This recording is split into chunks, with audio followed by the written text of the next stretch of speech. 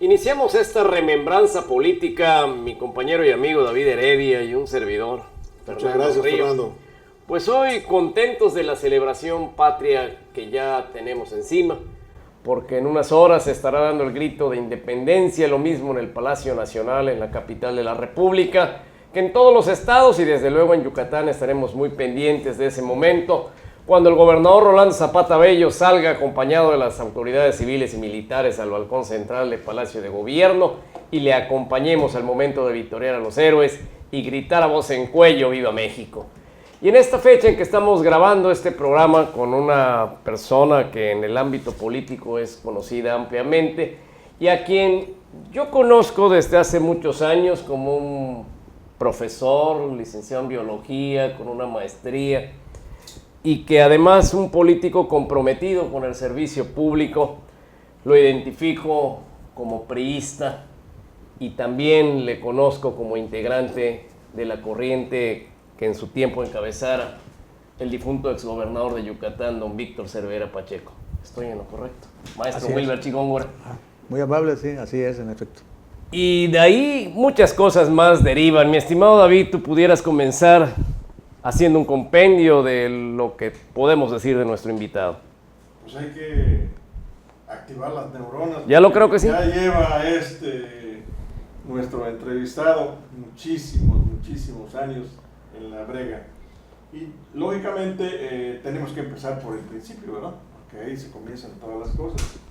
Cuando muy joven, estudiante en la escuela del americano, como la conocemos aquí en Mérida, Wilber jugaba en un equipo de básquetbol, las Culebras. Así es. Conoce a un personaje que pues realmente ha sido un ícono político en la historia política del estado, Víctor Cervera Pacheco. ¿Cómo fue ese encuentro? Bueno, en primer lugar quiero agradecer la oportunidad que me dan de esta charla con un hombre que llama la atención de remembranzas políticas y que, como dice bien David, hay que acelerarle allá a las neuronas para que recordar aquellas épocas tan intensas, tan gloriosas para nosotros y que tuvieron su origen precisamente, en mi caso, en la secundaria, en el Colegio Americano, donde yo conocí a Víctor Cervera Pacheco, que también estudiaba en esa escuela, 2 años antes que yo, y ahí nace una amistad que a través de los años se fue consolidando, y al principio pues efectivamente fue el deporte, pero posteriormente las inquietudes juveniles nos ponen en el mismo camino y pues fue un destino marcado para toda la vida. Sí, y recuerdo también que fue precisamente la Federación Estudiantil Yucateca, la famosa FEI, la que une a más gente de que recordamos de aquella época. ¿Quiénes? Bueno, cuando llegamos a la preparatoria, es cuando aquellas inquietudes se manifiestan, un tanto reprimidas en la secundaria, porque pues en el Colegio Americano no se permitía este tipo de actividades, había una disciplina muy férrea y todo estaba totalmente enfocado a la formación y a los conocimientos de ese nivel de estudios. En la preparatoria empezamos a participar y don Víctor Cervera aspira a un cargo de representación en esta escuela y logra ser consejero, que se integra a la Federación Estudiantil Universitaria, donde conocimos a mucha gente de aquel entonces, ¿no? Recuerdo, por ejemplo, a Antonio Vargas Ayuso, Tonicho, a Efraín González. Maestro González. Así es, y que ya tenían algún tiempo andando en esto, a David López, a Jesús Viana, a Tito Almeida. Tito era del batallón universitario. Del pentatlón universitario. Pentatlón Universitario. Sí. Y entonces, pues, el carisma de Cervera y su carácter dedicado, con una gran disciplina a sus principios y a que lo que nos orillaba a estar, nos inspiraba a estar en estas batallas estudiantiles, bueno, pues logra conjuntar a un buen grupo de gentes, y al término de su gestión aspira él a la dirigencia de la Federación Estudiantil Yucateca, que agrupaba a todas las escuelas secundarias del estado y a las normales. Su oponente, recuerdo, era Jorge Abel Maldonado Valencia, el Tucho. El Tucho Maldonado. Tucho Maldonado. Y también recuerdo que era una guerra así de mucho empuje y de mucha garra. Bueno, se llegaban hasta los golpes también cuando si era posible, ¿no? Que Maldonado pues era el elemento promovido por la Escuela Secundaria Cisneros Cámara, y ahí es donde se decidía la presidencia de la FEI, y lógicamente entran a sangre y fuego, como le llaman en aquel entonces. Ya pasa esa etapa, Cervera se hace de una diputación estatal.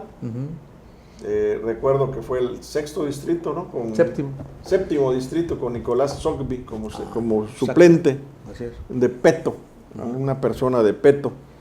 Y posteriormente, Wilber, tú encabezas una lucha conjuntamente también con Cervera cuando era gobernador Luis Torres Mesías. Esto fue en 1966. Más o menos. Lógicamente, en esa época, los que no viven de esa etapa, los que no vivieron esa etapa, han de saber de que Cervera fue encarcelado. Así es. Lo metieron a la expenitenciaría, a lo que es ahora la expenitenciaría Juárez, y tú encabezas una lucha de campesinos, y hasta que él es liberado, tú lo acompañas hasta la Casa del Pueblo a echar un discurso de mucha potencia. ¿Y qué fue lo que pasó ahí en este episodio? Realmente creo que vale la pena hacer un repaso brevísimo de las circunstancias que orillaron su encarcelamiento. Cuando él era diputado local por un distrito allá por el sur, con cabecera en Tecash, él estaba permanentemente metido a su distrito con Nicolás Zogby, precisamente, que era de Peto, y estaban en desarrollo el plan Chac, que está en el sur del estado, y él se metió muy a fondo y tenía un contacto muy intenso, permanente, particularmente con la gente del campo de allá, y eso empieza a orillar diferencias con algunos miembros de la propia Cámara local, en la que participaban pues los viejos líderes de entonces, los que tenían la gran presencia, y estoy hablando de Melchor Sosaya, de Gualberto López Cumul, y particularmente el profesor Hernán Morales Medina. Y entonces empieza a haber diferencias entre ellos. Cervera siempre tomaba la tribuna y defendía sus principios, y aquellos tenían un estilo un poco más tranquilo, más distinto más llevadero. Más llevadero. Y entonces lo que provocan es que a los diputados, bueno, ustedes saben, se les da la dieta, lo que se llama la dieta, que es el salario, y siempre hay algunos recursos adicionales que complementan el sueldo, ¿no?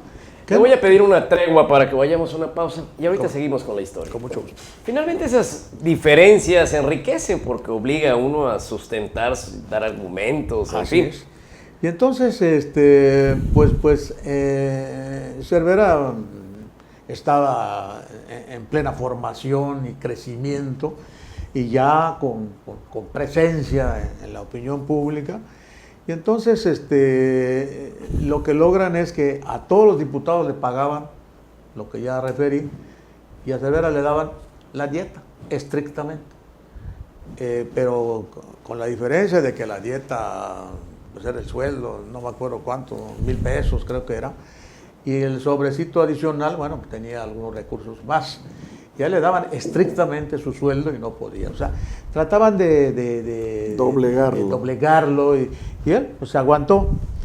Cuando termina la sugestión, bueno, pues él ya con los contactos que había hecho en el sur del estado y ante la situación tan delicada que se vivía en el campo, con las instituciones crediticias coludidas con falsos liderazgos y con compra de conciencias y unas corruptelas vergonzantes. Era el Banco Nacional de Crédito Agrícola. Era así, el Banjidal. Banjidal. Y entonces, pues, esto provocó que la gente del campo, con un liderazgo fresco, que estaba ya en la opinión pública, empieza a buscar la asesoría de don Víctor Cervera. En la Liga de Comunidades Agrarias, bueno, estaba, por cierto, una gente que no, creo que ni era de Yucatán, no, don Justino Castro. Justino Castro Sandoval. Y los campesinos desatendidos, sin cabeza, sin liderazgo. Y pues los vividores de esta circunstancia en el campo, bueno, pues en un campo libre estaban actuando, ¿no? Entonces forma él una asociación de sociedades de crédito ejidal, ya que esta figura es la figura asociativa que recibía los créditos del banco, ¿no? Entonces, pero sin liderazgo y exprimidos y vendidos los intereses de estos grupos, entonces encuentran en Cervera este apoyo y empieza a organizar una asociación de sociedades de crédito ejidal. Se forma la asociación formalmente, nombran al presidente don Doroteo Quimé, me parece, Doroteo Cabuich Quimé, de Santa María Chi, y como presidente y como secretario a Edilberto Nahuatl Chalet. Y este comité, de los que yo me acuerdo, y este comité nombra como asesor a don Víctor Cervera, y entonces empieza a crecer, y todos los días salían al campo a organizar a los campesinos, a invitarlos, había uno de Tixcocop Sabido. Elías Sabido Araujo. Sí, que también lo acompañaba, y resulta que pues un día a lo mejor no asesoraron bien al gobernador o no previó lo que podía causar una decisión que él tomó, y deciden a la salida de una carretera precisamente de la que va a Tixcocop y los detienen. La policía los agarra y los mete a la cárcel. Pero era jefe de la policía judicial, aquel famoso Solís. Federico Stein. Sosa Solís. Exactamente. ¿Y el procurador? ¿No era Rojas Rodríguez? Creo que sí. Humberto Rodríguez. Bueno, y entonces ante eso, debo decir que yo estaba invitado a esa y a todas las giras que salían. Por alguna circunstancia llegué tarde y me salí. No, a mí no me detuvieron. Y junto conmigo a 3, 4 que no nos detuvieron. Y entonces, pues lo primero que hicimos fue pues buscar la asesoría legal para tomar las decisiones que había que tomar para sacar de la cárcel a nuestros amigos, a nuestros líderes. Y pues debo decirles que el consejo del abogado fue: olvídense, a Cervera le van a poner 16 años de cárcel y lo acusan. Existía aquel delito de disolución social. Disolución social. Y le pusieron disolución social, asonada, motín y no sé cuántas cosas más. Y entonces, pues y nosotros pedían, bueno, ¿y qué hay que hacer? Nada se puede hacer. Denme sus nombres para que yo les gestione un amparo Y si tienen parientes fuera, bueno, pues mejor se van porque van a ir contra ustedes. Pues obviamente no podíamos quedarnos cruzados de brazos. Y entonces, ¿qué hicimos? Bueno, pues nosotros pues acompañábamos siempre a don Víctor, sabíamos con quién trataba y nosotros le dábamos seguimiento a este tipo de organización. Entonces empezamos a convocar a nuestros amigos, a convocarlos precisamente para ejercer presión. Para que vengan y se enteren cuál era la situación de su dirigente. Y se recurre al presidente de la República. El presidente de la República era Gustavo Díaz Ordaz. Y el secretario de Gobernación era Luis Echeverría Álvarez. Así es. Bien, ahí entra también Amira como licenciada y en la defensa por el amparo que mete Amira y logran que sea efectivo el amparo y logran la salida de Cervera. Pero ahí es donde entras tú, como cuando se empieza a consolidar la Liga de Comunidades Agrarias. Cuando tú encabezas ese discurso en la Casa del Pueblo, cuéntanos algo de ello. Sí, pues lo esperas a él a la salida de la penitenciaría en Santiago. Sí. Y de allá marchan hasta la plaza y toda la gente que se unió a toda esa manifestación hasta la Casa del Pueblo. El día previo... Estamos en la indicación de ir a una pausa y ahorita continuamos, ¿les parece? El tiempo es un rival bastante implacable. De modo que regresamos rápidamente al punto en donde todo este gran movimiento de campesinos y maestros logra su objetivo, maestro Wilber. Sí, así es. Llegaron por miles los campesinos y en una sesión en la Casa del Pueblo estábamos tomando los acuerdos para de hecho ir a rescatar materialmente, esa era la posición nuestra, de ir a reclamar a la autoridad y a pedir la liberación de nuestro líder, cuando llegaron unos enviados del Comité Nacional de la CNC, que presidía Amador Hernández, por cierto, y pues ellos nos piden permiso y nos dicen, venimos a encabezar este movimiento, y lo primero que hacen, les dimos oportunidad, y lo primero que hacen es pedirle a la gente, vuélvanse a sus lugares, esto ya está arreglado.